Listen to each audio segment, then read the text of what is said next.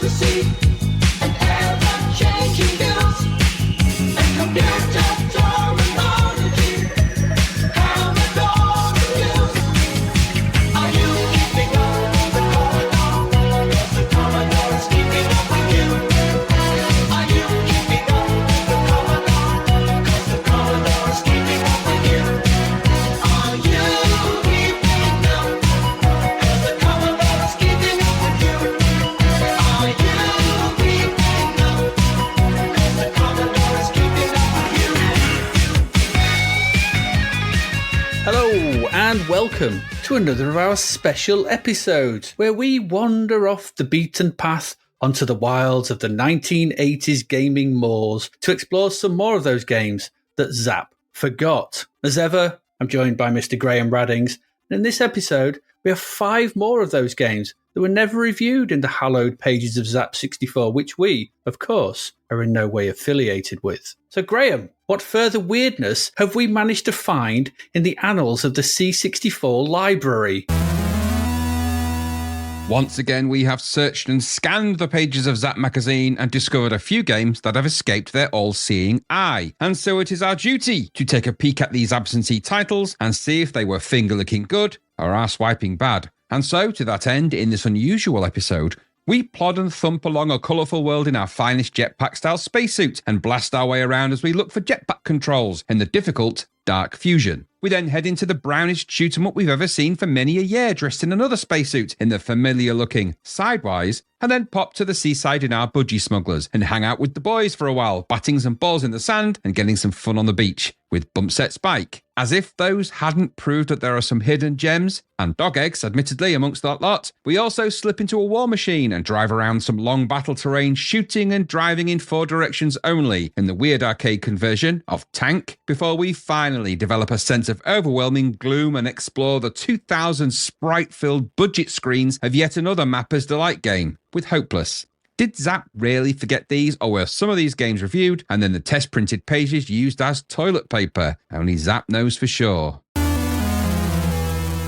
What have we found? Well, we always find something. I'm actually surprised at how many games they missed out, or maybe they didn't get sent to them. And I guess that's the reason, right? Well, yeah, I'm guessing so, yeah. I mean, there's God knows how many games are on Lemon 64 and stuff like that. There's thousands. So, and Zzap probably only reviewed about 1,500, which is quite a lot still. But what amazes me is that some of the games they haven't reviewed are actually quite interesting. Yeah. So, and I'm trying to align them with, because obviously I was part of the demo scene, cracking scene at the time. So I was getting sent a lot of games. And at this point, I wasn't really buying Zzap. I mean, I was just about out of the C64 at this point, really, anyway. But so some of these games I might have had and not even realised they were never reviewed anywhere, and just never, because I didn't really give many of these games the time of day. It's just curious. It's quite a curious time. There's some interesting little things in there. Yeah, and to be honest, I mean, most of my information about C64 games came from Zzap. That's where I got it all from. During those periods where I was active for about 80, 85, when Zzap came out up to about 88. So I would have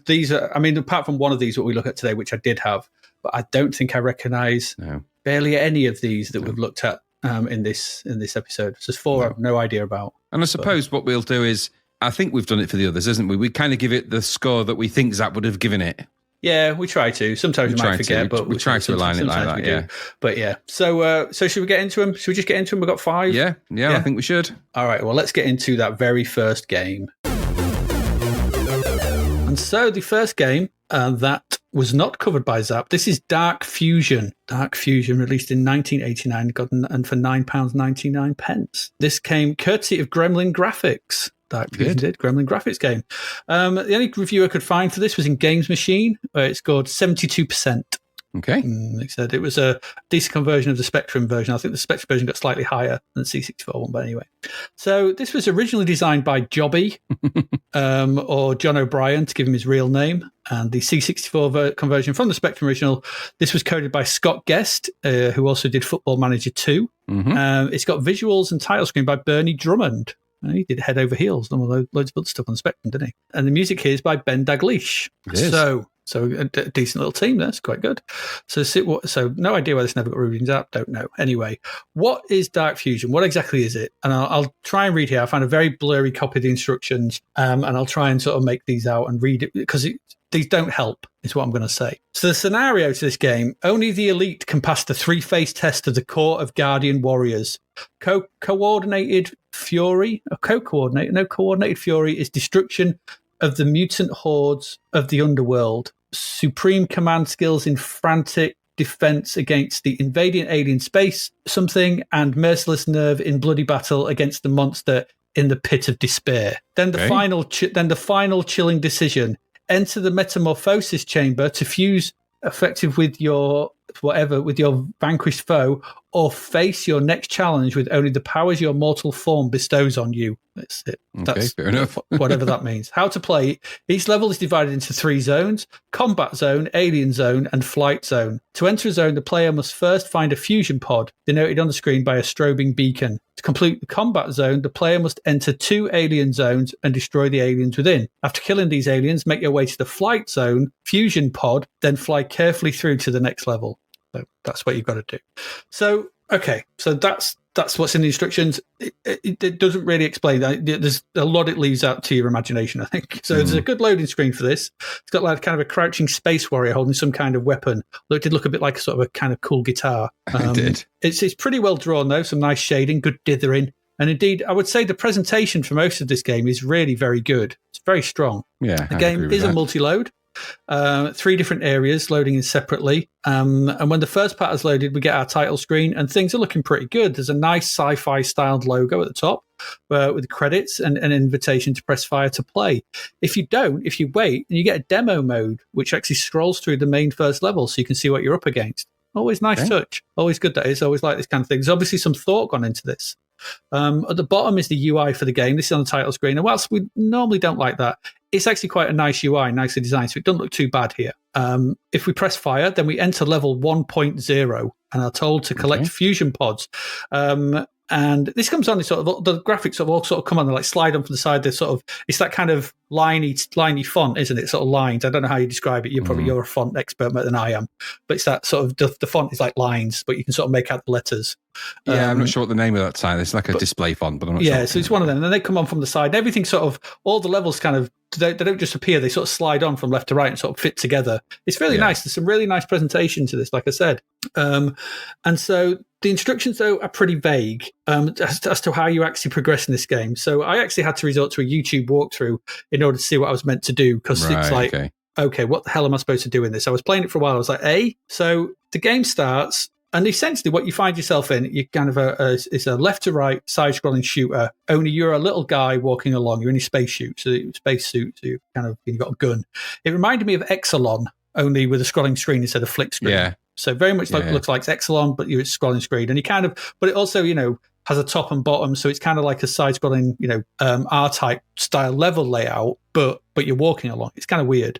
You're quite slow as well, so you've got to be careful here. So if you walk too far faster, getting out of the way of oncoming aliens they'll just kill you. If you venture too far forward, so caution is advised in this game. Caution, Will Robinson, just caution is you've got to take this slowly. So the UI, as I said, this takes up the bottom quarter of the screen. Game takes up the rest. The UI is nicely designed. This shows you shield strength in the top left. It's got your laser power up meter underneath it on the bottom left. Then there's 2 windows, 2 empty windows, and this is your current selectable weapon. I'll come to that in a minute. And the weapon you have currently armed, and those in the 2 windows, so that's there. They're empty at the start, but they'll fill up as you get stuff. On the right is your energy in the bottom right. This is a bar. And then above that is your number of lives. Okay. I would have liked the energy bar to be bigger because it's a bit lost. It's a bit easy to not realize you've got low energy in this game. So I would have preferred bigger energy bar, smaller number of lives. The energy bar is the bit I'm interested in. But if you keep an eye on it, you can see it. You just need to know to look into it. So anyway, these aliens. So what happens is, like, as you start off, the first thing that happens is you get sort of a wave of aliens come in, like a normal sort of Nemesis Salamander R-type shooter. They come in and they sort of scroll around. They sort of move around the screen, and they come to the bottom. And if you walk too far, you'll get killed. You'll get killed because they'll come over you, they'll drain your energy, you'll be dead. So you need to kind of drop back a bit, and then you shoot them all, and you can, they'll drop a fusion pod, okay? And essentially what that is, that's what you've got here, is a sort of Nemesis or Salamander style weapon upgrade tree. So you collect one, and then you'll see like an arrow appear in that first empty window. And what this is, this increases your jump power, and you want to do this. It's like collecting speed ups at the start of Nemesis or Salamander or something. You want to increase your jump power because otherwise you won't be able to jump on to clear some of the platforms that are ahead of you, and you'll get stuck. So get some jump power underneath you. After that, you can get double missiles, which fire sort of up and down. You can get 4-way fire, and you can get more powerful missiles as well. And none of this is explained in the instructions. All it just says is press space to activate weapon, but it doesn't tell you what the weapons are or anything. So that's kind of what you do. So you've got this kind of tech, upgrade weapon tree. So the more you get, and if you power them up as well, they'll get more powerful. So if you get variants, so if you get 2 of the double weapons, they'll do more damage and things like that. So you can power these things up further. And what will be in the right-hand window, as soon as you pick one, that will appear in there. So it'll tell you, oh, you've powered this up.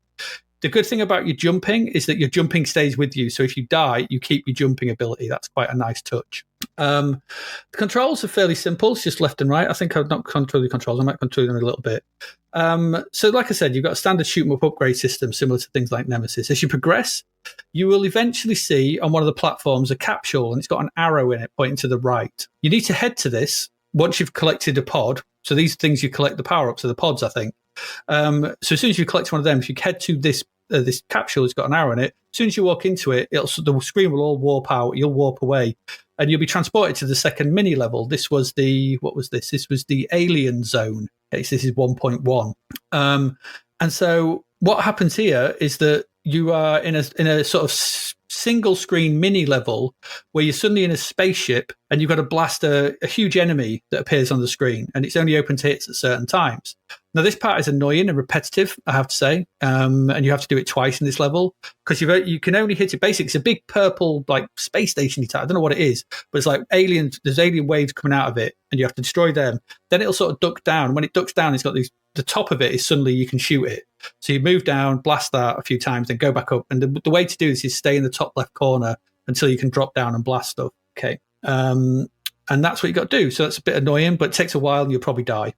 If you do that, though, and you destroy it, because you have to do it twice in the level, you get to the final transporter, then the game changes into a traditional horizontal shooter, left to right, as you travel to the second level to do it all again. So you go onto the floor level, you've got to find the sort of boss alien zones in that, and then you progress onto the thingy and you go through that 3 times. There are 3 levels to get through.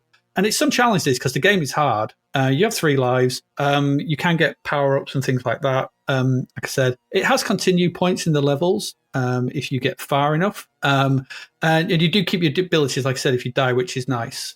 Should you get through all the levels, and well done, you completed the game, you get a nice completion message for your troubles. The controls of this are relatively simple, but it does have it has a power-up laser as well. So it's left to right to move your spaceman when you're the space guy, and press fire to shoot. But if you hold down the fire button, you'll power up your beam, and you can hold that, and that beam thing in the bottom left-hand corner, you'll see that fill up. And when you let that go, it'll fire off a power beam, which is a lot more damage. You can take out the aliens, there's a lot more damage and fires through them, so you can do a lot more damage and get loads of them like that.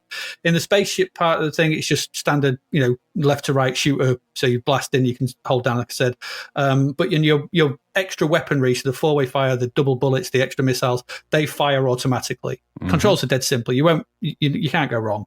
And it's up to jump. Yeah, dead simple. So I thought that this was a competent and unusual game that's let down by a couple of points. Okay. So the positives that on the whole, this looks really nice and is unusual for the C64. Now, I don't know if it's because it's Bernie Drummond, mostly worked on, I think, on Spectrum and Amstrad stuff, because it's got a really unusual use of colour to this. The colours are not your usual colours you'll see in the C64 game, and they're really well drawn as well. The 3 levels are very distinct and well realised. The sprites throughout, they're pretty nicely drawn, and the 3 levels of... and the scrolling is smooth as well. There's not, it's a really nicely smooth, well-made game.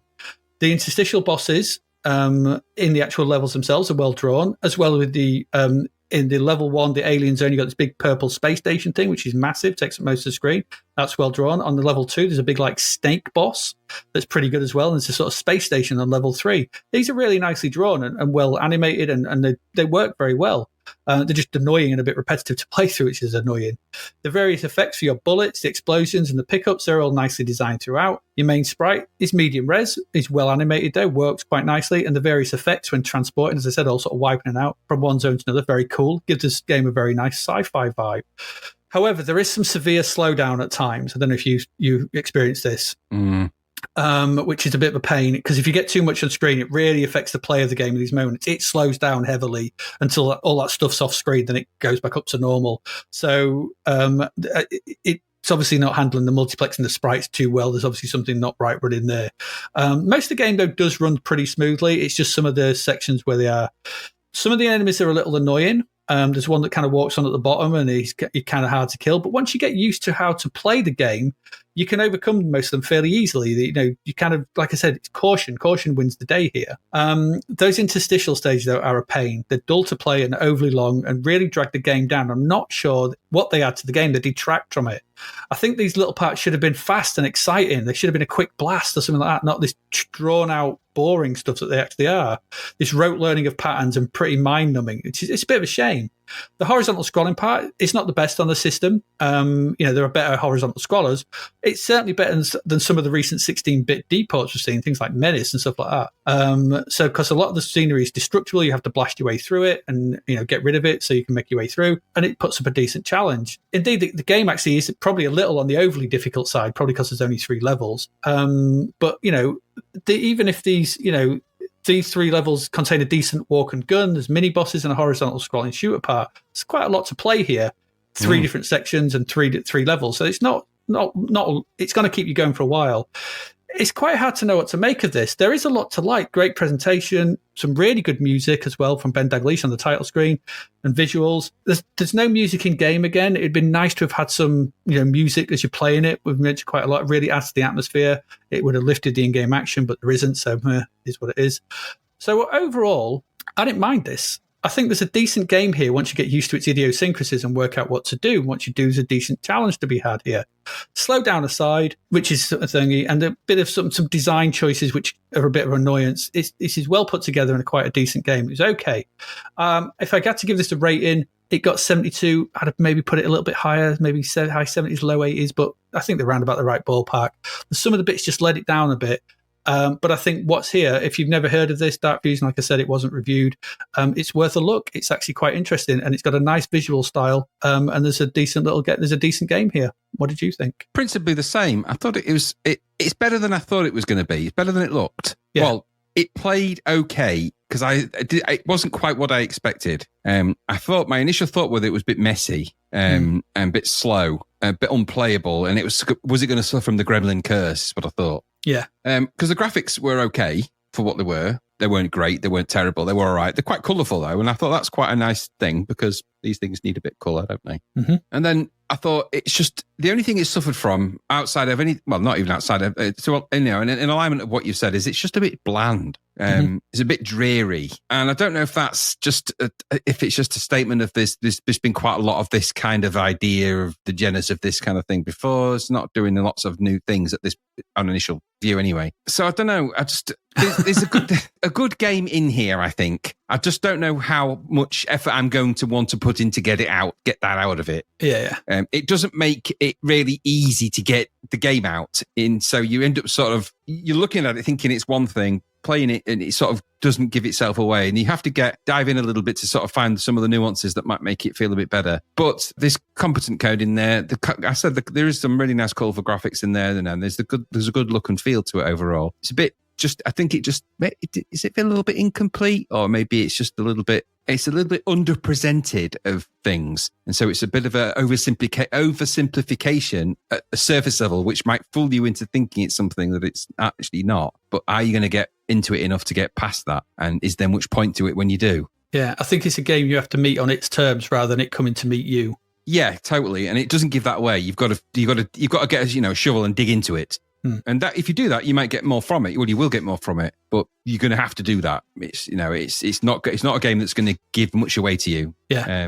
And I think that's not unforgiving. That's the wrong word, but just that kind of gameplay and the kind of game notion. You either are going to go with it and enjoy it, I think a lot of people, more people are going to bounce off it though. Yeah. I think the initial point when you start walking along and those aliens come in and just destroy you, and you're like, I couldn't even get out of the way. And then okay, right. And then I didn't actually power up the jump, so I couldn't get past the first platform bit where you're stuck. No. And I was like, what's going on? And then there's a power up system. Oh, there's jumps. Oh, there's this. Yeah. Which aren't explained in the instructions. No. And we've seen that a few times where the instructions belie, they're not doing the game any favours. No, they're not. And we've seen that a couple of times with Martin Walker games. Now, the games have got a good logic to them, and if you're willing to put the effort in there, it's there, but you've got to go and find the game.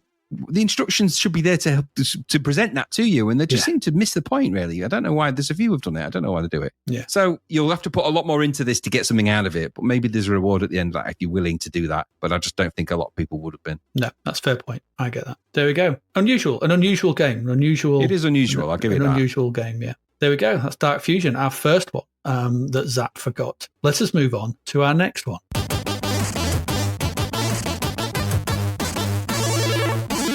All right, on to our next game. And Graham, this one's over to you to tell us all about this, to do the crab walk. This is Sidewize. Doing the Sidewize walk. Oi! Hey. This is from Firebird, but it was developed by Odin Computer Graphics. Okay, Odin. And the coder was Kevin Lawrence. The graphics are Kevin Lawrence. He did something called Acceleron. And the title screen was Paul Doherty. He's done loads of stuff. Music is Keith Tinman. Insert jokes about the lion, cowardly lion, and all the other things. I love you both, Scarecrow. I don't think Keith will ever forgive us for those things. He won't. If he sees us, I don't know. He might have already seen us at thingy at Zap Live and punched us.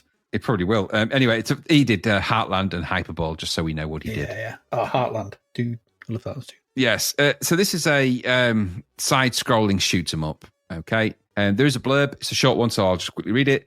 The four worlds of Omicron, Nu, Delta, and Iota, note the names of them, are under siege. The combined forces of the Xelom Alliance has resisted for 24 years. 24 seems oddly specific, but the armies of the Dariad mutants have slowly gained the upper hand. The Xeliom warriors have been gathered. 7 levels below the launch area, Dynar is putting the finishing touches to his Drekdar and his Hoded to his armor. The Tannoy blade out. 2 minutes to control point 0. 2 minutes to control point 0. All units operational to check their stations and report. Check stations and report. TB2 times was clearly on the Tannoy there. The constant repetition of COE information reports had always irritated Dino. Then don't write it. Station 58 Alpha status clear. I repeat, status clear. Yeah, I thought you hated that. Sinar, no, it's not Dino, he's Sinar. Drekdar. Closes his transmitter and walked in the elevator. As the metal shell shot its way upwards, who wrote this rubbish? Dynar made a last check of his primary weapon system. With a basic provision of a 6,000 antimatter shells, that's a basic provision, he was confident of lasting at least 2 or 3 minutes in warp space. That's not a great deal of confidence, but okay. Dynar knew all too well that of all the Xelion warriors, his task would prove to be the most difficult. He had to find his own weapon supplies in warp space, and there would be precious few of those. As the elevator came to a halt and Dynar stepped out into the ever-dimming light of the warp acclimation chamber, the other warriors were assembling. Dynar signaled a vague greeting and walked across to his jettison position, placing the containment clamps around his body and locking them into his armor. The dispatch dome slowly descended as his helmet appeared from its containment cell. God damn it, put that thing away, Dynar. This isn't the time. A VDU selection panel popped up before him. VDU is not a term I've heard in a long while. This was it. Dynar was only seconds away from warp space. This was the only choice he would get, which battle zone to attack first. As Dynar started to prepare himself for the onslaught ahead, he heard a solitary voice through his helmet. Farewell, young warrior. Xelium suffers and Dariad awaits. Anyway, how to play the game. Destroy the alien assault waves. When you have destroyed certain waves, special weaponry will appear on screen. Pick this up to power up. The power up table shows the weaponry that can be picked up. You will get 6 firepower crosses and 6 move faster arrows before you have reached maximum firepower and maximum speed, respectively. At the end of each world, there is a large alien to destroy, which will take a lot of firepower before it dies. When the alien dies, you will receive a message to say that you have completed that world, and then you must go on to defeat the next world. Because of this one time at band camp, and there's a collection of icons there. There's a gun for laser fire, there's a plus sign for more firepower, some arrows to move faster, some bubbles for a force field, another gun which looks like the other one, but that's antimatter firepower, and then 3 blobs for multiple fire. That's it. That's the description. Okay. So you get the title screen. There's a character, actually quite a nicely modern stylized Sidewize logo. Nowadays, that's kind of a trend for that kind of pixel art, but pixelized logo. But anyway, that, and then you've got bubble font, which made me want to scream in anger. Underneath that, which I hate bubble font, but there it is. You'll go to a play selection screen, then you can select from the worlds, which are displayed to you in kind of a dithered stain in the middle of the screen. At the bottom of that, there's your player icons, which are single color, and then there's some bubble font writing for player 1, high score, and player 2. All through the medium of bubble writing. Not very pleasant. This is all standard side-scrolling shootery stuff with a Odin vibe, I suppose you'd call it, because it's a squat sort of spaceman shooting at stuff. Yeah. This is a memory game, unlike ones with random ones. This is very much a memory game. So the elements will fly in from the right-hand side of the screen in patterns and waves in certain positions. You need to be in certain positions to shoot them. You are hopelessly underpowered when you start, so don't expect to get many power-ups or live long. And that is the game. You will scroll in a star background and just shoot at things that come at you. It's this sidearms meets Delta, but more Delta. Sidearms person, but without the sidearms controls. Delta is this game. This is heavily influenced by Delta, but without any of the trimmings, music, graphics, sounds, excitement, and pretty much everything that made Delta, really. Yeah. It's a side-scrolling shooter with upgrades. I mean, to be fair, when they asked for it, the guy delivered. Do you reckon you can make a side-scrolling shooter with upgrades? Yeah. All right. Yeah. We'll do it then. All right. There it is. And he did. He delivered exactly that. No more, no less. Yeah. The graphics, I suppose, were they okay? The little squat spaceman is a little squat spaceman. His arms are too long for his legs, I think. But it is what it is. Very jetpack looking, a bit smaller, like a squat jetpack, jet squat. But the enemy sprites, they're varied, but they look like various kinds of sweets that you find. And they went to the sweet shop, and you're just getting attacked by candy, different kinds of candies. And it's also slow to control without any upgrades with a limited fire. So you're underpowered at the start, which massively diminishes your ability to play the game initially. And when you do get the upgrades, you won't last long anyway, because it's quite unforgiving. So you must upgrade quickly or you die. And that's principally this game. There's patterns and waves, wobbles, sine curves, flippy floppies, up and downies, stray frustrating target bullets though that will always target you and kill you no matter where you are. And so you need to be in the right place at the right time in this constantly. You can shoot and get the upgrades if you can, but chances are you won't get them because you'll shoot and see them and get to them and you'll die as soon as you've got it. So you've got to try and upgrade in order so you can get near the bosses at the end. If you do get to the bosses and you're underpowered, you are dead if you've even got that far. So this does feel like a Delta-type clone, but it's got no background details, at least for the levels I played. So it was all Starfield with lots of enemy waves, but not very inspiring patterns. They've seen them all before. I thought the music was quite good in its own way, and the sound effects were okay in their own way. Sort of standard pew-pew-pew sounds for the timescape frame of this. This was released back in 1987. So the only real issue outside of the fact that this is ripping off games badly is it's just boring. It's an uninteresting thing to play through, fairly unforgiving as well. It's okay to look at in places if you like shooting at, sweets from the sweet shop. Maybe it would pass time, but it's an expensive way to pass time. There's a lot of side-scrolling shooters at full price that outgun this in 1987, such as Delta or indeed Whizball. So you would probably go for them, and that's probably why this never really got a look in. Not terrible, not great. What about you? Yeah, someone clearly played Delta and thought, I can do that, and then made it all exactly brown. Exactly, yeah. It's brown Delta. Brown Delta. That sounds like a place I don't want to go. Absolutely. Oh, you've been in that toilet for ages. I've gone through brown Delta. He's been kicked in his brown Delta. Oh my God. Call an ambulance. Yeah, really, brown Delta. Delta Brown. Delta Brown sounds like a country and western singer. It does, yeah. Down on the range. Why is it so brown? Why? I don't know. Why? Anyway, it's a Delta knockoff, like you said, with the main sprite from Sidearms for some reason. Hence, Sidewize, I guess. Yeah. I don't know. My understanding is this is a port of the Spectrum original. Yeah, completely. And it's Spectrum's graphics on the cassette inlay. So yeah, it's all green. It's all green. So I think it's a Spectrum original that someone's put. So, so there's a part of this, right? So I guess this was someone doing a Delta for the Spectrum because they didn't have Delta. Yeah, okay, fair enough. But then it got ported back, which is weird because we've already got Delta. We don't need a brown version of Delta. No. So can you port this? Is that Delta? No, it's the Spectrum version. We've done it. Well, I've already got Delta. Just port it, please. What you've made there is a brown Delta, and that's not what we asked for. No, we wanted just delta. We wanted But sidearms would have done. Now, what you've made is brown delta. That's a different thing. Absolutely. I want you to go sit in the corner and think about what you've done. You've made a brown delta. I mean, there's the 4 levels you can start from. One of them is called delta. Yeah, I mean, exactly. Stupid, isn't it? Things I liked. I like the auto fire. You just hold down fire button. Yeah. And so that's fast. You only fire a couple of bullets, but when things are close to you, you will rapid fire into them. And that's all right. I didn't mind that. It made shooting easier. Collision detection is harsh, though. And it ain't in your favour. Things will hit you, not. which you'll think, that went past me. And I'm dead. True. And any power-ups you get are lost upon death. No. It's always annoying that. It's 1987 logic, yeah. Yeah, especially when you need to get them through. But you need them to get through sections. I don't know.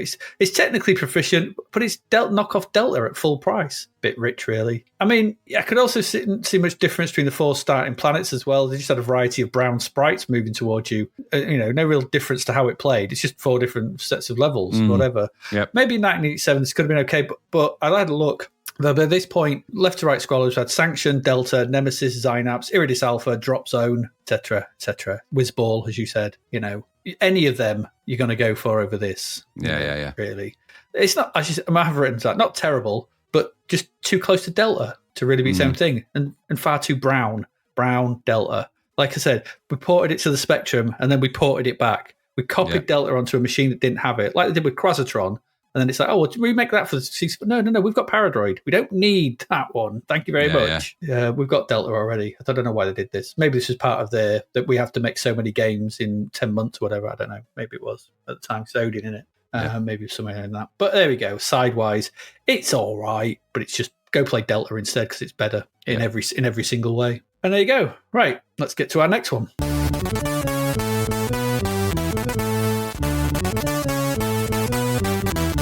All right, so our next one that Zzap never looked at, this is Bump Set Spike Doubles Volleyball. I think it's its full title, but whatever. Yeah. This is from Mastertronic, supposedly. The year is 1986. This is a 2-on-2 volleyball game for the princely sum of £1.99. Bargain. And I remember having the original of this back then. I played a lot of it. I really played quite a lot of this and remember enjoying it very much at the time. I played a lot. So I'd like to know, is the old magic still there? Let's find out. So actually, though, when I looked into this, the publisher here is actually not Mastertronic. It's their Entertainment USA sub-brand. The copyright is Mastertronic and Superior Quality Software. The creator was Ken Grant and the title screen was Sean Grant. And the music is, of course, Rob Hubbard. It is. Okay, the Grants, Ken and Sean Grant, were American by the looks of things, released quite a few games. The only other one that actually made it the only one that they did that made it to Zzap was that 5-a-side soccer game, which we didn't like very much. Looks ages ago and didn't like. But they did some other interesting titles, though, and maybe some of those will make it another episode of the games that Zzap forgot. So some interesting things on there. We'll have a look. Anyway, back to volleyball. I like the loading screen for this, or the sort of high-risk screen that starts off, because it shows that hirsute-chested men with receding hairlines and mustaches could still be kings of the beach back then, as they dive to return a spiked volleyball in their direction. That's you don't true. see that very often, do you? No, you don't. Receding hairlines and back mullets, hairy chests, Speedos. That was a thing. It's like, I could fit well in with that. It is actually a pretty good loading screen for the time, all things considered. It's quite well drawn. There's a guy that's on the side smashing the ball down and the old hairy chest diving to pin it. It's quite good. I like it. The title screen, though, is a little bland, option heavy. This is allowing you to play the game with single player. Some interesting controls here. You can play single player against a computer. You can play 2-player versus, so you play each other, or you can play 2-player cooperative against a computer. It's a nice option to see. Again, we don't very rarely see that. No, we don't. There are also 9 speed levels, 1 to 3 being slow and easy, 4 to 6 being medium, and 7 to 9 being progressively faster and harder.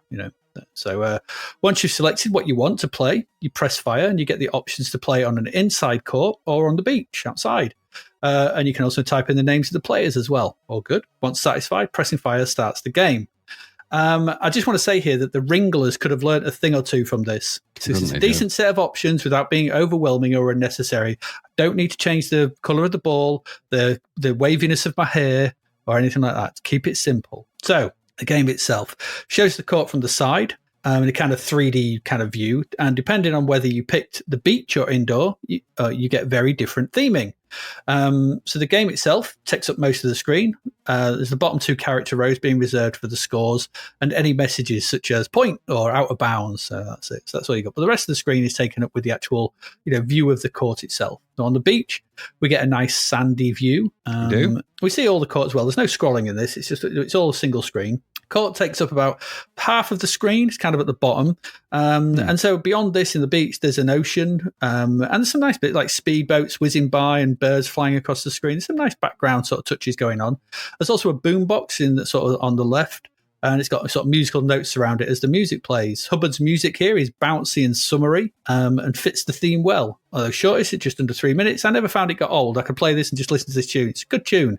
And I liked it. It's a nice bouncy tune to sort of play volleyball to. I was like, yeah, this is all good. The indoor court has a different tune, still solid though. It fits the theme as well. The beach has been swapped for the interior of a gym. There's a crowd watching on from the bleachers at the top. And the court is now blue instead of sandy. And there's a pair of sort of flashing speakers on either side of the screen to denote the music playing. Nice little touches, those sort of things, those sort of interstitial, those kind of little animations. There's sort of incidental animations to keep a bit of life to the actual screen itself and the sort of world that you're in. I like it. The team on the left are in green. In both versions, the team on your left are in green, the team on the right are in blue. And there's a reason for this, because there's a light and dark green on the C64 and a light and dark blue. Okay, nice and simple. There's 2 players on either side. And you control the one who has the darker blue or green top. Dead easy to sort of see. So it works. It works really well in that respect. You can see who you're controlling at all times.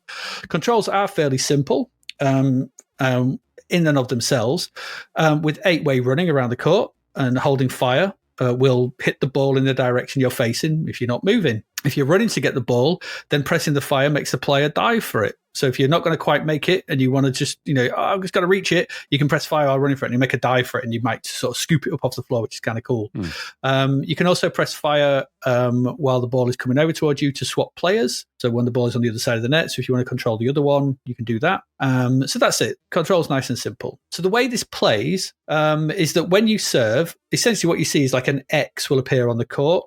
And this will kind of get further away from you in stages as you hold down the fire button. Releasing the fire button hits the ball and it will arc through the air and land on that X. So you're basically aiming at that X. So when the game starts off, it's usually the computer going first. As a receiving player, you've got to position yourself under that X. And what you've got to put is where your hands are, the little sprite's hands, they go on the X, not your feet, not your body, it's your hands. So you need to put your hands there because that's you're going to hit it. So it's volleyball. So you basically holding down the fire button, and when you hold down the fire button, the ball hits it, that X will start to move away from you again and moves in the direction you're facing. So that X will start to move away from you.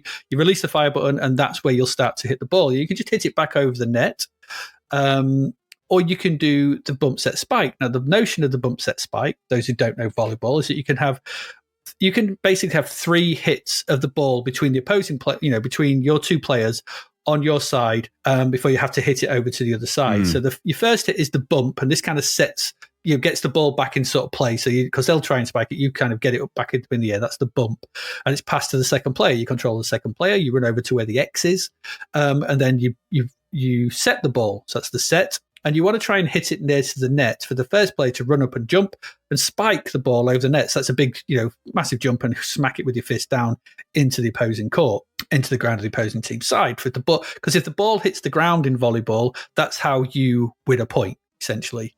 And it's the first to 15 wins. That's what this is. So in the game, you pass the ball to the second player, who you then control, or another player does in co-op. They try to set you up, and you go for a spike. Now, to do a spike, when it's the third hit, you position the player's head just below the X. And then you press fire to jump when the ball is near, and then again and again when you're in the air to hit it.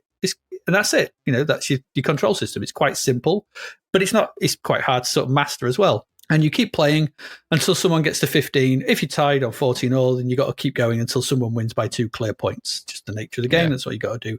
And you just remember, you can only get a point when you serve the ball as well. So if they serve and you win, you just get the ball to start serving. So it can go back and forth quite a while. And that's it. The music helps a lot here. It does. But if you actually, if you play on the lower speed levels, it's quite slow. But if you stick this up at least into medium, you start to have your work cut out for you in keeping the ball in the air and trying to set up spikes. And the computer player will because in the early easy games, basically the computer will just knock it straight back to you. You knock the difficulty level up, and they'll start doing, they'll start doing moves and stuff like that. So the advanced play, so they'll knock it back and forth and actually set up their own bump set spikes, which you've kind of got to try and try and return and things like that. So if you want a challenge, it's worth actually playing this game at the higher difficulty levels. But, once you get used to the controls, it's a bit of a tricky game to get used to. And the way the X can get away from you, because you can hit the ball too hard, you just hit it out of bounds, you're like, oh, God. It's all too easy. Once you get used to it, though, I actually, obviously, because I used to be very good at this back in the day when I had it, I actually managed to set up quite a few bump set spikes. Found once again, I was enjoying my time with this. It's like started, the old magic's still there. But it was starting to come back, and I was like, oh, this is actually all right. It's simple, but addictive. And there's some nice touches throughout. Like I said, the little sort of animations in the background. There's like little speech bubbles that pop up when you dive for the ball it goes damn when you miss it, or hurt when you try and hit it up. And if you pull off a full bump set spike and you spike it properly, it goes, what a spike, which I liked because it reminded me of The Simpsons when he goes, what a scoop. What a scoop. So that's cool. There's a really nice summery feel to this. It helped that it was really warm today, and I was playing this, and it was like I had the window open and Hoover's music going, and it was like, oh, this is quite a good feeling. I'm enjoying playing this. There's a high skill level ceiling to this as well when you get to the higher difficulty levels, and it's tricky. And it means you can feel yourself getting better at this as you play. First of all, when I started to do this, I couldn't return it, and I was just rubbish. The computer got to about 10-0 up. And I was like, oh, God's sake. But then I started to put some moves together and winning some points and getting the ball back and coming back. And I was really starting to enjoy it again. And I remembered why I played it a lot back then. It was just a good single player game. I still like this. Yeah. The graphics are serviceable. I think it's got the same sprites that pretty much we saw in that five-a-side soccer game. Yeah, they look very similar, but they kind of work better here. I think they just work at running around in the little beach or the little sort of thing. Yeah. The animations are passable. I think it's the same animations. They're running around. They're sort of in 8 directions. They look fine. The backgrounds are decent enough. There's a bit of a raster glitch on the beach level between the beach and the sea, which is a bit annoying, but you barely notice it because you're focusing on where the ball is. It all works. I had a really good time with this. £2 for this back then, and it's a really solid little volleyball game. I really enjoyed this, and I think this still works now. So yeah, I love Bump Set Spike. Still do. What did you think? Yeah, it's funny actually. I was much more familiar with Bump Set Spike music than I ever was the game. Yeah, because there's lots of demos, I think, and what it stuff. Yeah, I mean, it's Hubbard, so you hear a lot more Hubbard than you play. Yeah. And I always wonder what the game was like. I never really played much of it, and I'd actually played more of the Kings of the Beach, which is kind of the posher version of this, really. Oh, right, more expensive version, which has also got Hubbard soundtrack. But either way, this is a really fun little game. I'd love to have played it 2-player. I bet it's great. I really enjoyed what I played here. I thought the graphics are as I expect for a 1986 budget game, but they actually really work. The physics is a bit weird now and again, but still good. Yeah. Music moves it along at a pace. It's not a bad looking game at all, actually. And there's a good little game of volleyball, and the control system is really kind of straightforward. So what's not to like about that? No, it's not perfect, obviously, but it's for budget money. It is. And like I said, I played more Kings of the Beach, but that was a lot more money, and it's arguably the same game. It's just a little bit more better graphics, slightly. But I thought this was really good, and like I said, 2-player, this would have been a scream. It would have been brilliant fun. So 1986 for Mastertronic money. I mean, that's actually really good, isn't it? So yeah, I liked it. Yeah, it's good. Good stuff. Yeah, Bump Set Spike, still a winner. Yeah. It is. The music's still good. Really good. Yeah, the music's great. It fits it really well. Really, really it does. Yeah, really well. Yeah, it does. Yeah, good stuff. There we go. So we like Bump Set Spike. It still stands up. Zap should have reviewed it. I'd have given it. I think this would have got a sizzler from me. Yeah, in the budget range. Maybe. Yeah, it's good. Let's move on to our next one.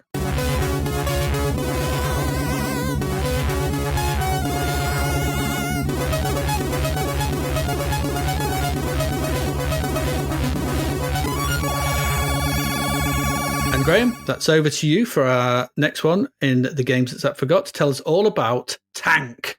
Oh God, Tank! This is copyright SNK. It's an arcade conversion. It is. This was developed by somebody called Choice Software. It's actually published by Ocean. It was coded by Axel. That's the guy that ended up doing Fiendish Freddy's Big Top of Fun and Shackled. You remember those? Yeah, I remember them. And the musician was Colin Gordon, the box art, Bob Wakelin. The box art is actually pretty good for this. So Tank, a.k.a. TANK, also known as TNK3 or Tank 3, is a 1985 vertically scrolling multi-directional shooter developed and released in the arcades by SNK.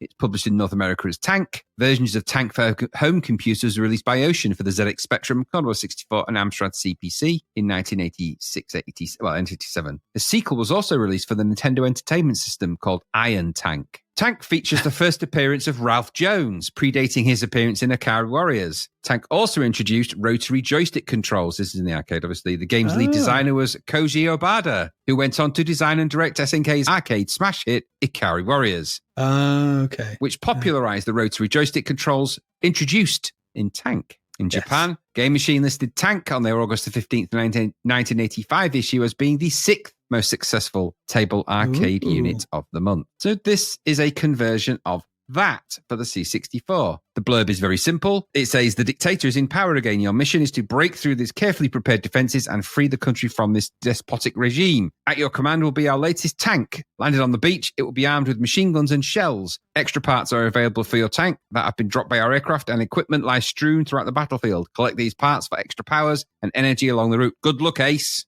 Okay. And then the gameplay, you land on the beach, climb into your turret, start your engines, and go. Operate your tank using the control keys and move up the playfield with the joystick. The terrain scrolls both vertically and horizontally. You must use your best judgment to determine the quickest and most efficient routes. Cross the rivers by bridge, but beware the anti-tank gun emplacements on the railway lines. Use machine guns against infantry and cannon against the enemy tanks and submarines. Bonus parts are indicated by flashing letters. Drive over these to collect the points. You'll need split-second timing and pin-sharp accuracy to succeed. But you've got what it takes, haven't you? Maybe. I don't know. I don't like to commit.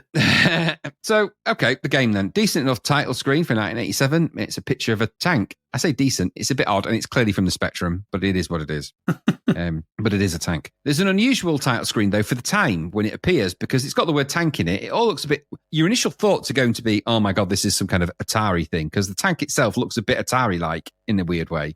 So it is caterpillar tracks and a turret, from the top down. There's no mistaking it. But okay. Then you've got the sort of tank writing in the middle on a weirdly blue background. But you've got a scroll across the bottom border and side borders at the bottom, which for this particular time is really odd. Yeah. I don't often see that, but weird choice of colours are the same. Now, the game itself is basically a bottom-up scrolling, shoot-'em-up, run and gun. I think Commando or Ikari Warriors, because this is the year that Commando came out and smashed the arcade. So everyone liked this kind of format of moving up the screen, shooting stuff with the thing. Yeah. So it's take out the Ikari Warrior or the Commando and replace it with a tank, and you've got this game. Exactly what it is. Yes. Now, the arcade version is a long, thin affair, as a lot of those arcade games were. The C64 version is a short, fat affair, but that doesn't upset the balance too much. It's very of its time. The game plays when you start the game, you're presented with your tank on, then I'm using the term beach fairly, loosely here. But there's a representation of graphics that are meant to look like ground and grass and beach. There's the use of yellow, green. There's overhead views of buildings, and it's a very 64 game of that time, so there's not a lot of detail, but enough to just sort of make you think there's something there in a building shape, if nothing else. The game's principally, I would say, probably almost all the screen except maybe 3 or 4 characters of high UI at the bottom, which features your energy bar, any extra bits you picked up, your high score, your score, and the number of tanks you have, which of course you have 3. You control, instead of having a rotary joystick, which you don't have, of course, this is all controlled by keyboard and joystick. Joystick controls the tank directions, and the fire button will shoot your machine guns. But you can use F and S keys on the keyboard to rotate your turret. And then you can use the space bar to fire your cannon. So you can actually control it. Now, I found that control system a bit faffy on the C64 because you've got the joystick in one hand and the keys, and it's a bit... Yeah. And it's probably because the joystick I've got doesn't stick down or anything, so it was kind of moving around and doing my head in, and I was probably over pushing it a little bit, actually. But the micro switches on the joystick I've got don't seem to activate unless I'm sort of bending the joystick at like 45 degrees. So by the time I was doing that, it was kind of annoyingly tipping over and stuff. So I actually opted to play this completely on keys, which you can do. You can choose joystick or keyboard from the beginning, and I found it a little bit easier on keys, if I'm honest. Right. Maybe that's just me. But either way, so the idea of the game, very simple. Scroll up, shoot stuff, and that's it, and navigate your way through the terrain to get through the various stages, of which there are 3 sections, which are split into about 9 bits. So you've got the start, then you go through the woods, the lake, the statue section. After that, you've got town, power station, and highway. Then you've got city, park, parking, and then the last section of all. At the end of some of these sections, there are bosses. Through the game, you're being attacked by various tanks. enemy soldiers, turrets, things of that ilk. It's a shoot 'em up at the end of the day. Think like Commando, essentially, or any of those games. Just put a tank in place of the little person and you've got this game. But you've actually got to sort of navigate your way through, a bit like you did in Who Dares Wins, actually. There's a little bit more Who Dares Wins logic to this, or Who Dares Wins 2, actually. There's a bit more of that in the way you have to navigate around objects and go up through different things. You can't just drive through the water, for example. It doesn't work, so you can't do it. Well, that's it. Shoot, blast, pick up things, pick up extra things. There's letters that are strewn about that do give you sort of the various upgrades. I'm not 100% sure what they do because I couldn't find where they were listed anywhere. No. So there is some letters there but don't equate to any letters that are on the screen. But it does give you an indication at the bottom there. It tells you your energy score, high score, like I said, and number of tanks, all that kind of thing. It's the shoot 'em up that plays reasonably well. You've actually got the map section in this as well. So when you progressing, you either see the map section or when you die, you see it. So you can sort of see how far into the game you're getting, and the levels actually seem pretty big. So there's a fair bit in there. As you move through the course, the attacking enemies kind of get a bit overwhelming. The tank controls kind of end up frustrating you more than being enjoyable. And you can, because your tank can only go up, down, left and right in the C64 version. Now, I don't know if it can go angular in the thingy version. I doubt it, because you can rotate your turret. You can shoot your rotated turret in the arcade version. Yeah. I say you can rotate your turret in the C64 one if you want to. But only 90 degrees, isn't it? Yeah, exactly. So it's a bit limited in its control, and it does kind of frustrate at the end of the day. And I found that a lot of enemy soldiers were just kind of walking backwards as I was going forwards. Stupid. There's not a lot of this. It's a bit dumb logic to the enemies and stuff like that. But that's how this game rolls, and that's what it is. It's no more, no less. It's not an arcade I'd heard of, actually. And from the look, you can see the path to a Carry Warriors from there. I mean, there's no doubt about it. It's a Carry Warriors without the Carry Warrior in it. Principally, everything else is arguably very similar. It has got that C64 fattening on it because the C64 is wide pixel, so it's going to have that. But it's not actually that bad. It's just a bit. It is what it is. The graphics are basic. They kind of work. That controls are the fiddly thing here. They're the things that probably cause more problems than anything else. You're not going to enjoy it eventually because it's either fiddly for your fingers on the keys or fiddly for joystick and stuff. It doesn't quite work. Shooting and pressing the machine gun with the joystick button, but pressing space for your cannon just doesn't seem it just seems a bit odd to try it that way. Now, it lacks the details of the arcade, of course, and some of the color choices in the game are weird, but I think that's more because it's legacy from, I suspect, the Amstrad and Spectrum versions. This is less a conversion of an arcade and more a conversion of another format. And I suspect it's how, I think because it looks more like the Amstrad one, it's just not quite as color rich. But it's playable, I guess. It's not a bad arcade conversion, I guess, in the same way that Commando wasn't a terrible arcade conversion. I think it's more of a Spectrum route, probably. There's signs of it here and there. I wouldn't have minded it back in the day, but it's a lot of money to pay for an arcade conversion of something like this. When Commando's out imminently as well, and Who Dares Wins 2, you're going to want to play them on the C64 because they're better than this and it's the same thing. But I don't know, it has legs, maybe, this kind of game, with tanks driving around, shooting at stuff. And SMK games always seem to have the ability to be kind of cult hits. So this is an arcade cult hit. It's since been re-released on pretty much everything over time. I think it's even out on the PS4. So this game is out still on absolutely every format you can think of. Good old Tank Mando. But other than that, this version's more of an aging curio, which was bettered by many, many games that came along afterwards. But what about you? So I didn't like this. I thought it wasn't very good at all, especially coming a year and a half after things like Who Dares Wins, Commando. I think it's even maybe after Ikara Warriors. I can't remember when that came out. It doesn't look good. It's another of those Ikara Warriors where aiming and movement are separated. Okay, I mean, it's the original version of that in the arcade. Why can you not fire diagonally? Just allow me to move in 8 directions. Yeah. It's a prerequisite of the arcade game in order to advance properly because you have to shoot things from an angle. Oh god, it just did my head in. It reminded me of that bloody Jailbreak we looked at, where you can't, fire diagonally, and it just ruins it. It moves and scrolls okay. Yeah, the missing element though, it's a bad design decision, and it should have been in there. It makes the game. You can run and shoot diagonally in Commando in all those other games. There's no reason for this not to be doing that. It's just either they couldn't draw a tank diagonally, which I think may be part of it. But then we'll just move the turret then. Yeah. I don't know. And it's stupid how the enemy soldiers just run alongside you like some kind of weird procession until you stop in a position where you can't shoot them, until you have to run them into a bit of the scenery so that they can't run forward anymore. Oh god, this was awful. I thought it's the bit from Ikari Warriors where you get into the tank in it, but without any of the fun of that game. And I did try the arcade game as well. It's quite hard to play on without trying to sort of do it on MAME sort of thing. I managed to get it sort of working vaguely, but I didn't think it was much fun either. They perfect. It's the dry run in it before they get to carry warriors and make it work properly. But this 664 version I thought is pretty weak, pretty ugly, and like I said, been bettered many times before by all those other games we just mentioned, especially Commando and Who Dares Wins 2, and Who Dares Wins obviously, which you could get hold of if you were of a mind to. But I'm sure there were others that we kind of looked at. There were other versions of this as well, other versions of Commando. But yeah, this was a poor thing, and I think you're right. Looking at those visuals, looking at the use of colours and things like that, this is a port of the Z80 versions rather than a port of the arcade. So yeah, I didn't like this tank. I'd change, kind of change the T to something else. You mean sank? I do. I mean dank. So there we go. Let's leave that behind and move on to our next game.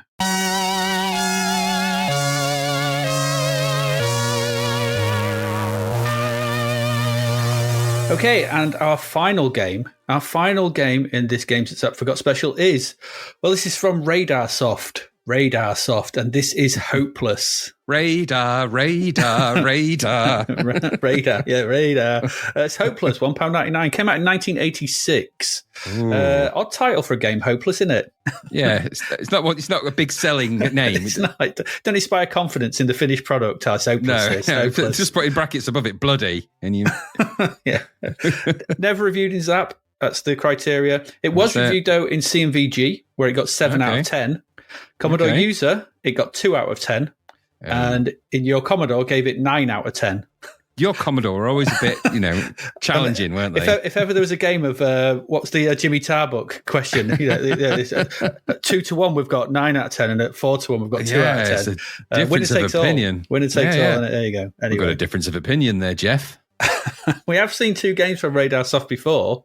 I was like, who are they? Do you remember these? Floyd the Droid and The Big Deal? That. Yeah, I remember those. They're Radar Soft games. The only 2 we've seen, I think. They were quite odd, weren't they? Yes. They were quite odd. Yes, they were. Anyway, so it's Hopeless, £2, and it's Radar Soft. Anyway, John van der Aert, I don't know how you pronounce that, did the code and graphics for this. The music, such as it is, was by Rolf Sluman. Oh, of course it was. Of course it was. I'm surprised you could recognise his player. There's a story to this, interesting one, and slightly problematic in paragraph 2 as well. But I'll just read it out because this is straight out the instructions. God, Lord help us. Okay. Al Dutch Meat Blunts is an interplanetary ex-top sportsman and former bartender. Okay. Did you get that from this game? I didn't, but it's a good CV if you're going into this game, I guess. During a cosmic day out, he is helped free of his well-shaped girlfriend, Jane, in a rather coarse way. That paragraph, I was laughing for quite a while. Well-shaped in a rather coarse way. This paragraph, I was like, listen. The Manic Monk, one of the most sought-after space criminals, sends his fully computer-controlled henchman in our hero's direction while he is taking pity on a violently resisting Jane. That doesn't sound good. I'm not liking the sound of that. Yeah, that sounds quite bad. That paragraph's just no. It's taking it to a dark place. Yeah, exactly. Powerless, Al Blunt is forced to watch while his dearly cherished Jane is transported to a deadly solar system, Milton Keynes. That made me laugh out loud. There's no offence meant to anybody in Milton Keynes. No, I'm not laughing at Milton Keynes. I'm laughing at why, which is completely under control of the very same Manic Monk. Don't know. Okay. The resourceful Al Blunt does not succumb to this. I don't know. I think this is. I don't know if this is a translation. He skyjacks the latest space shuttle model and is launched towards Milton Keynes. After a nerve-wracking voyage in space through black holes, dying stars, and exploding comets, our Al, that's really hard to say, finally reaches Manic Monk's territory. The clapped-out shuttle is parked correctly, and Al, remaining a gentleman, enters the turbid firmament. Within this dubious domain of the Manic Monk, it becomes a life-and-death struggle, with the coming and going of deadly opponents, searching for a way to attack the inexhaustible criminal brain of the vague Manic Monk. ChatGPT didn't exist this far back, did it? God knows. I reckon someone drove to Milton Keynes and hated the roundabouts. You think? There is a bit on the gameplay. I'll just go through that as well, just to tell you what you've got to do. Al Dutch Meat Blunt needs help. Your help. Seize the joystick and destroy the manic monk. Recapture the sensual Jane. Grill the hordes of invaders. Break the mechanical hearts. Take a look at a never-before-observed solar system. Break into all computer terminals, but try to stay alive at all costs. In order to win finally, Al Blunt will have to destroy the Milton Keynes Nerve Centre. To reach the heart of this nerve center system, it's advisable firstly to deactivate all 14 gates, which block access to the total unmasking of the manic monk. For this purpose, a number of sub-hearts are hidden in the system. Every time Al Blunt deactivates one of these sub-hearts, one of the gates will disappear. Okay. Is that the game you played? I don't think it was. I think, like I said, someone went to Milton Keynes, did like the roundabouts, wrote a game about it being some horrible That place. just seems like a mad way to do something, though, doesn't it? It does. This roundabouts in this place, that's it, I'm making a game. To slight it. They'll never get reviewed anyway and get 2 out of 10 in Commodore Goodness user. me. If I felt that way every time I went down the bloody A46, I'd be doing that. But I game don't. forever. There's also some features to this game as well that are included in the instructions, including, it states, 2,000 screens in Hectivision, Right. turbo split smooth scroll, What? a unique search and find compass, and an advanced teleportation facility. Right. Okay. That's all in the instructions. It is what it is. I'm glad I found this game because it's made me laugh. Anyway, there's an odd loading screen to this with what looks like a cinema with people watching the screen, and one half is a man in a yellow biohazard suit, looks like. On the right is some kind of red organ. I mean, I'm guessing it's the heart, but I don't know. It could be anything. Sure. It's a very strange loading screen. But when the game finally loads, we get a busy title screen with the name of the game, which is handily 8 letters. Another 8-letter title. See a lot of them, don't we? To give us 8 sprites bouncing up and down, and expanded sprites, joy. And there's some credits, and there's a jolly old style Sid tune. It's weirdly melancholic though. It's a bit jolly. It's a bit jolly. It's and it goes all melancholic. You're like, it does. It's very odd. It starts off as kind of 90s Depeche Mode, then goes down more towards 80s Depeche Mode, or maybe 80s to 90s. I'm not sure which. Who knows? But it's not terrible. I mean, Ralph Sluman, whatever his name is, did an okay job. But it is very 86. There's no doubt it's about actually that. pre 86 actually, but it is what it is. Yeah. The UI is at the bottom, complicated old thing. And I'll come to it in a minute. Yeah. Control for this is in port 2, and it's space to start, which is annoying. Press fire button. Even back then, just press fire button. Don't question the logic of Hopeless. I think let's make that a rule. So when you do press space, it reveals the game with there's a jarring noise. And all that happens is the bit at the top where the credits and the bouncing Hopeless text just becomes the game window. And the UI stays the same, taking up the bottom half of the screen. So that's what happens. So the UI is complex and busy thing. So on the left, you've got this box. It's got some like green rectangles, and this indicates the direction you're pushing the joystick in. Why you need to know this, I don't know, seeing as you're pushing the joystick. But, screen tells you which direction you're going in. Around this, you've got 8 yellow squares. And one of these will change the colour to blue to indicate the direction to your next destination. This is the advanced compass that I was talking about. In the middle of the UI, there's your info. This includes your score, number of lives, your remaining strength, energy, and fuel. So that's all down there in these numbers. Just I think they start at 999. They count downwards. That's right. And on the right, there are 6 icons. The top 3 are your weapons. These are activated, when you press. So which one's ever active? You press the fire button to do it. So you've got a shield, which basically makes main characters go. It does, yeah. Or you've got a laser, which you have to be pressing right, left, 2, and fire. And there's a good old punch, kick, flying kick attack, which is kind of weird. You swap between these with F3. Below these, you've got the mode you are in. You can be walking around, because there's different modes in this game. You can be walking, you can be flying, and you can be in view mode, whatever that mode is. You can swap between walking and flying by pressing F1. Underneath this is the status of the game, which tells you what you are doing. Again, you know what you're doing. Anyway, complex. I'm not sure it's all entirely necessary, but it is what it is. So the game itself sees Al. He's starting to start a small area with some annoying enemies and a couple of terminals. This is a 2D, 2,000 screen scrolling thing.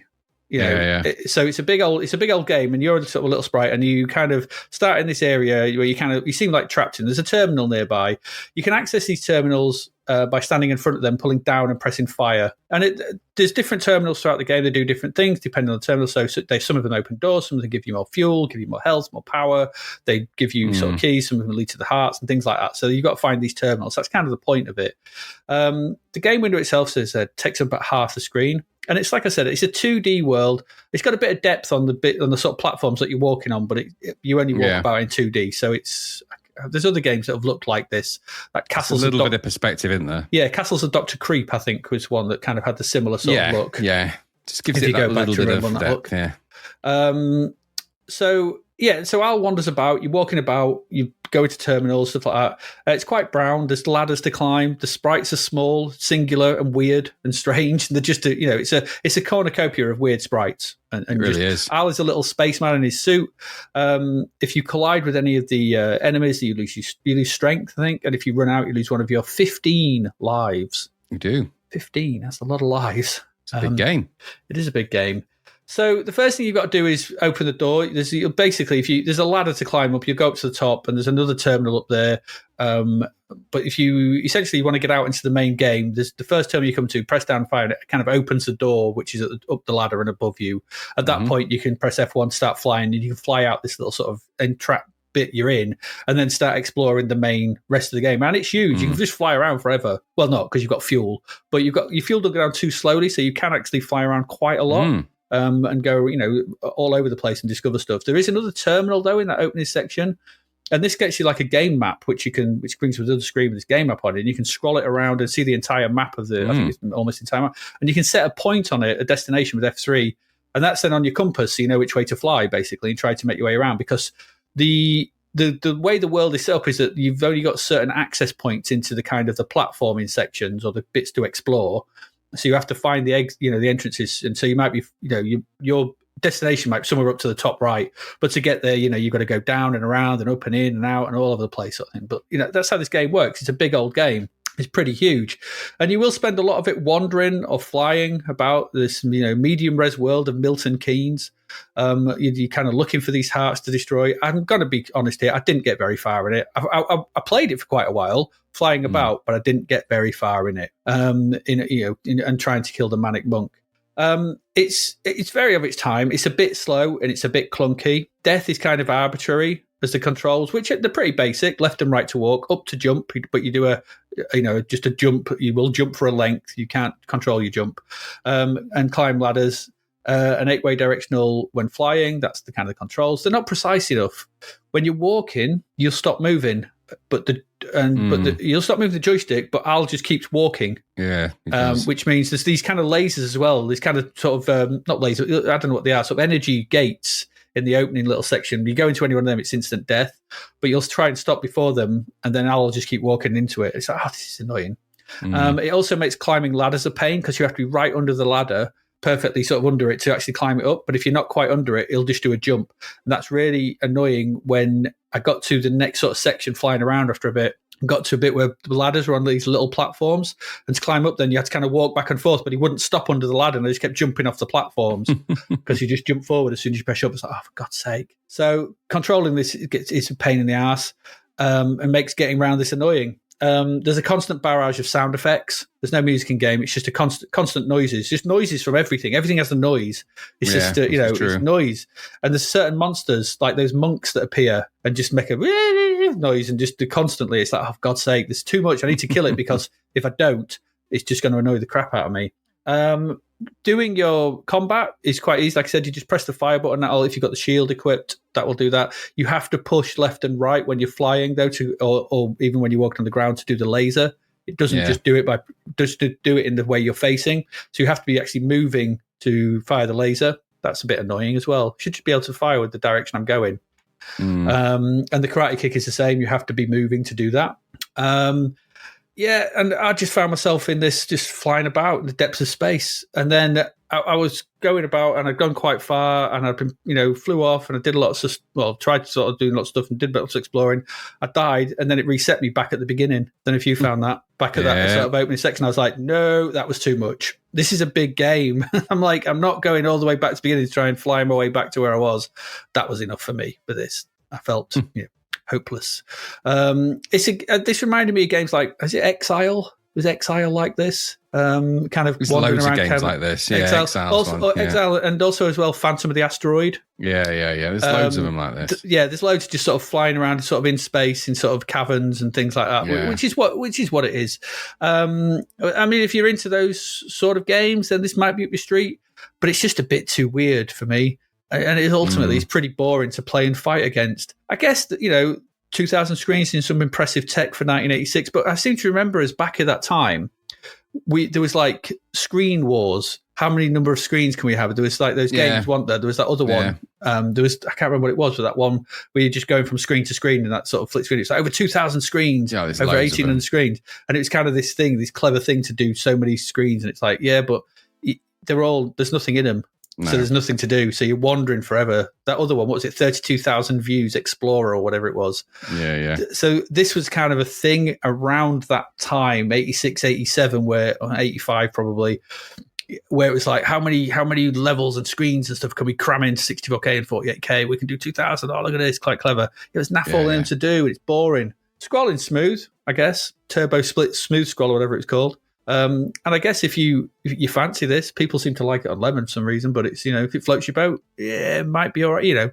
If you like those Phantom of the Asteroid type things, you might get something out of this.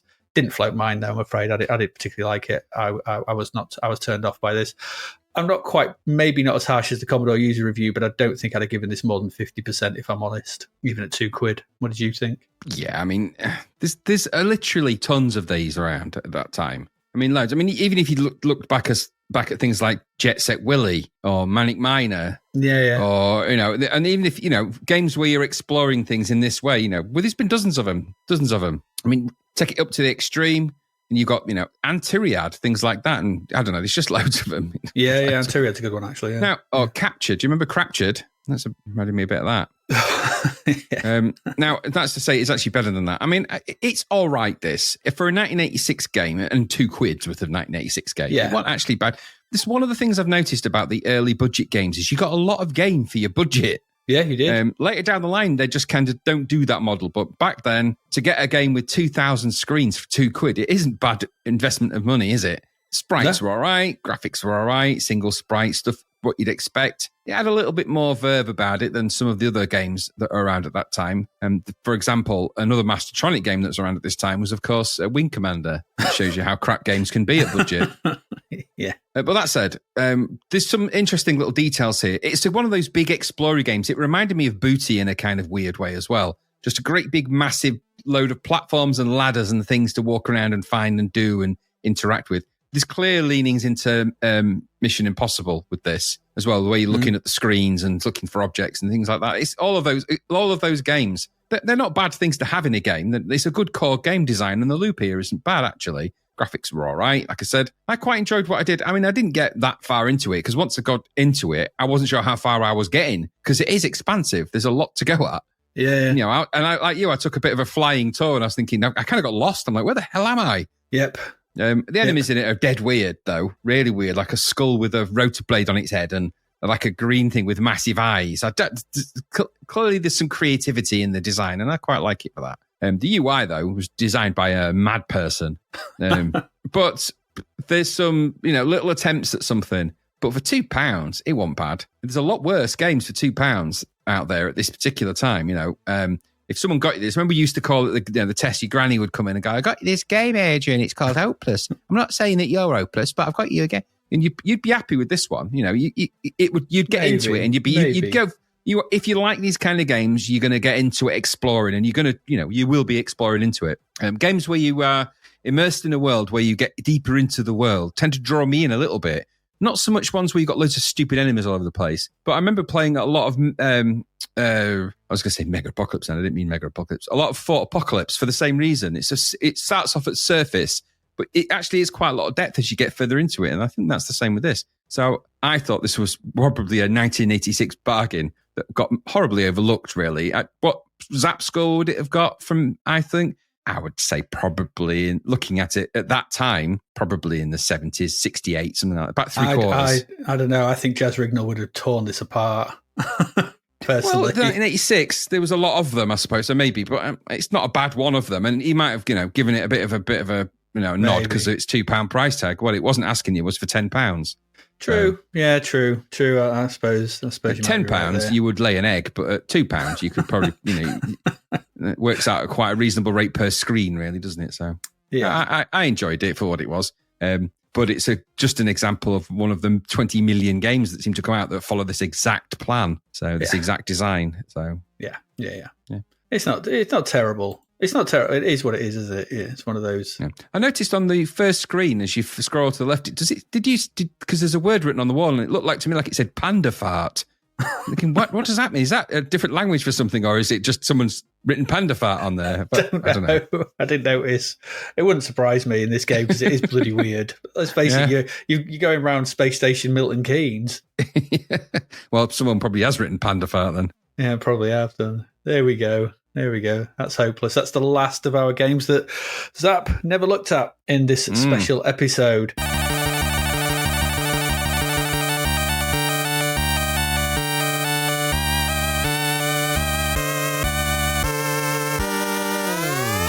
What did we look at? Well, the first one we looked at was Dark Fusion, which was that was okay. It was all right. That wasn't too bad. We quite like that. Sidewize. No. That's Brown Delta, isn't it?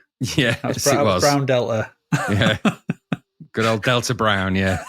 Yeah, good old Delta Brown. Then we looked at what else we looked. Bump Set Spike. Budget goodness, that one. Yeah, that was another, see what I mean? £2. Budget, another budget game was good. Good budget sports game, that one. Tank. You said that you'd want to reword that by changing the first letter to something else. I'm assuming you meant bank. That's exactly what I meant.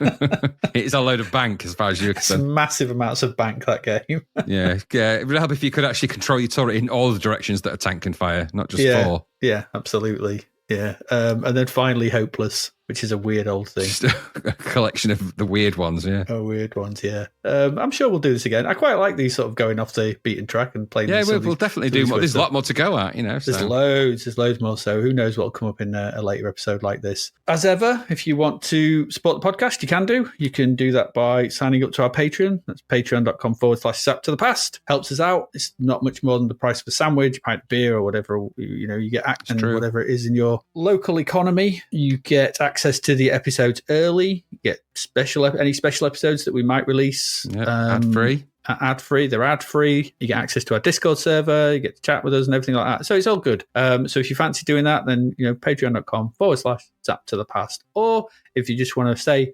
thank you with a coffee, you can do that at code-fi.com/Zap to the Past. And sort of, if you want to donate anything there, that's always greatly appreciated. It just helps us keep going, server costs and all those kind of things that the running of the show entails. Or alternatively, find us on Blue Sky, find us on Facebook, find us on Threads. I think we're still on, find us on wherever. I think we still are on Instagram, but very rarely. But if you want to find us, we're all those places. On social medias of some social description. Medias. Yeah, you can find us and just search for Zap to the Past, and you will find us. Or email us if you want as well. zaptotthepast@gmail.com. There you go. So Graham, that was quite fun. I quite enjoyed those games. Aye, some of them, not all of them. 3 of them. Yeah, you didn't like Bank. I didn't like Bank, and I wasn't a massive fan of Brown Delta. Nobody's a fan of a Brown Delta. No. That was a Houston game, really, wasn't it? Was it? Yeah, but maybe Bump Set Spike is probably still my favourite. I don't know. Yeah, it's got the music on it, so all good. Got the music, good old Rob. So there you go. Anything more you want to add, or should we say goodbye? Let's say goodbye, I think. All right. So as ever, I have been Adrian Mills. And I have been Graham Raddings. And you have been listening to this special episode of Zap to the Past, the games that Zap forgot. And we'll see you again next week, where we'll be back with episode 163 and finish off November 1990. See you then. Thank you for listening to the Zap to the Past podcast. We hope you enjoyed our deep dive into the world of Commodore 64 games, as well as the music, films and TV from around the 1980s, driven, of course, by the issue of Zap 64 magazine published at that time. We will return with a whole new batch of games and stuff to talk about next week. Until then, if you want to listen to or download previous episodes of Zap to the Past, and why wouldn't you, they can all be found on our website at zaptothepast.com, as well as being available on Podbean, Apple Podcasts, Google Podcasts, Spotify, Deezer, Audible, Player FM, and, well, pretty much anywhere where we can upload them. By the way, we do always love to hear from our amazing listeners, so if you'd like to contact us about anything in the podcast or beyond, you can do so by emailing us at zaptothepast@gmail.com. We're also active on Twitter under @ZapTother, as well as Facebook, Instagram, and most social media platforms. Just search for Zap to the Past and you'll find us. Oh, and if you like the podcast and what we're doing, please do like, share, review, rate us. It really helps. Something, apparently. The Zap to the Past podcast is written and produced by Adrian Mills and Graham Raddings and recorded at Flaky Bits 2.0 Studio. All opinions expressed are those of the writers, and while we indeed love Zap 64 magazine, the Zap to the Past podcast is not affiliated with it in any way. Stay safe, see you next time, and remember, we play these games so you don't have to.